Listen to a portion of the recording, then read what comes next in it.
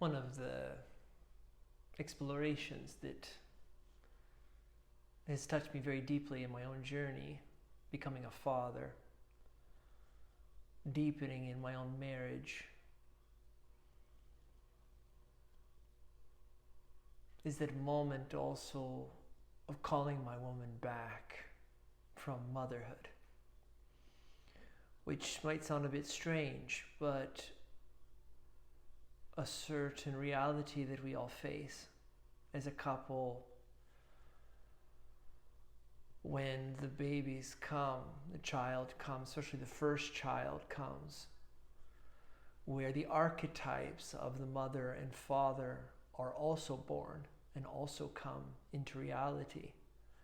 And the space of the lovers that created the children gets, with all necessity of evolution of life, put to the side, put on the back burner, so that all of the energy can focus on protecting and creating the children to survive, to flourish, to flower in their own right. But it's a great sacrifice. One of the biggest sacrifices that rarely people really validate as a couple, the loss of the space of intimacy together. Even know that the children are an incredible blessing that we love dearly and we would give our lives for without thinking twice.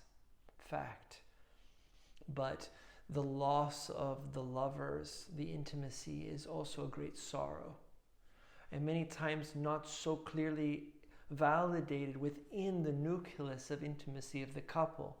Many people are afraid that if they validate those feelings and they say them out loud, those feelings of sorrow in a way, or loss because of the presence of the children,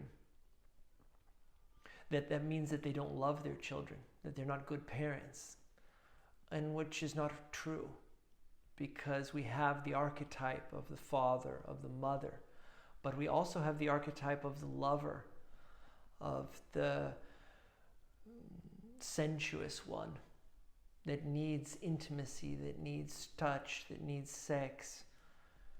And when the children come, that naturally gets put aside, and one part of us can be quite frustrated with that.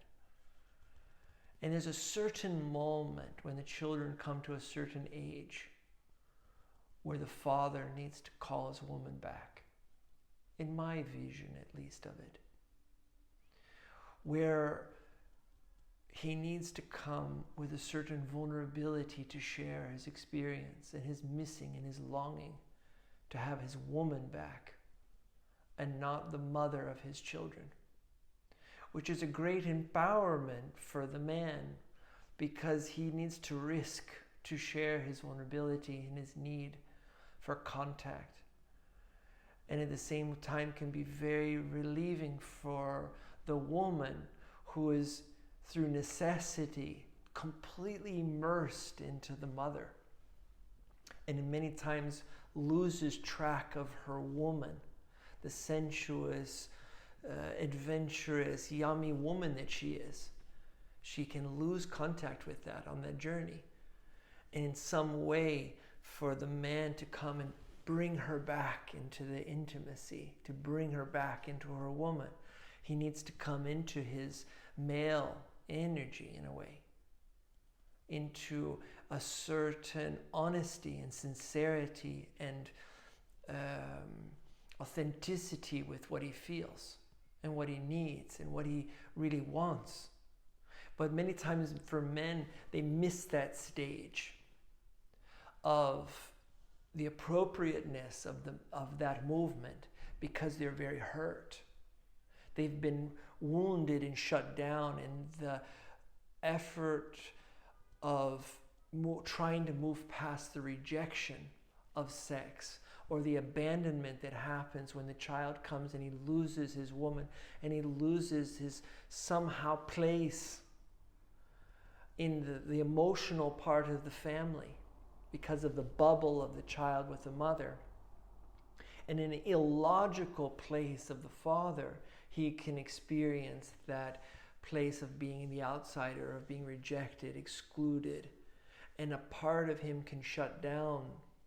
Not that he physically leaves. Sometimes they even physically leave or create an affair or do something like that, which is a way of dealing with the pain many times and not being able to talk about it. But that place that shuts down,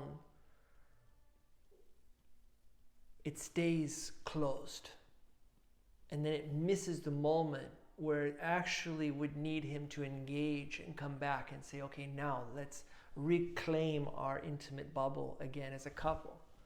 And it also gives space for the parents to rejuvenate, to reconnect, to come back to a principal nucleus of the intimacy, which is the very nectar which feeds and nourishes the whole family. It actually is the relationship that came first.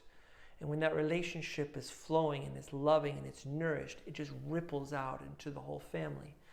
And contrary to that, when the relationship is separate, distant, avoidant, stressed, resentful, that also then ripples out into the family, when the children become stressed and etc. So we see this vision as a really approaching a core issue that we see in our society, in the people that we work with, that ripples out into many of the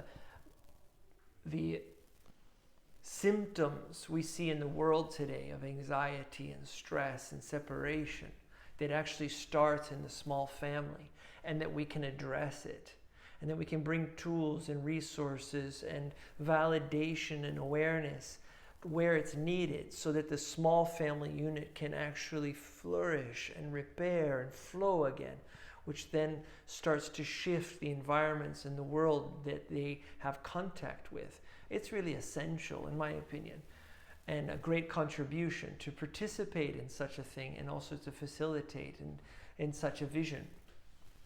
So my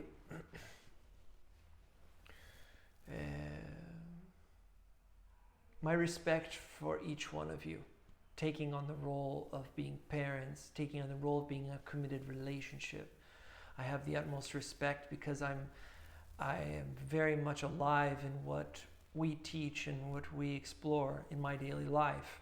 And I know the challenge of it, of being in a commitment and being real and saying the truth and sharing what is really going on and having the courage to do so, and the result of that. And relationship constantly challenges us in that. So you have all of my respect to show up in this. Thank you so much for listening.